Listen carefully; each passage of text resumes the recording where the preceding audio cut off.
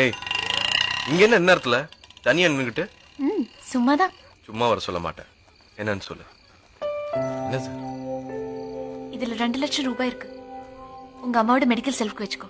ஏய் இவ்வளவு எப்படி? காரை வித்துட்ட. கார? ஏன் வித்த? நீ நிலத்தை விற்க போறேன்னு சொன்னல, அதை விற்க வேணாம். எத்தனை வருஷமா வச்சிருந்திருப்பீங்க. அதை வித்தா மனசுக்கு கஷ்டமா இருக்கும்ல. நிலம் வந்து பூர்வீகமா இருக்கிறது. கார் இது இல்லைன்னா வேற வாங்கிக்கலாம். ரொம்ப ஆசையா வாங்கி. அதை விட உங்க அம்மா கிட்ட என்ன பத்தி சொல்லு. ஃபேரவர் விளம்பரத்துல என்ன காட்டு. அதுல நான் நல்லா இருப்பேன். சீக்கிரம் வந்துடு என்ன. அப்புறம் நானும் நாளைக்கு ஒரு ஆட்காவ பாம்பே போறேன். ஓ போயிட்டு ஃபோன் பண்ண. சரி உனக்கு டைம் ஆயிடுச்சு, நீ கிளம்பு.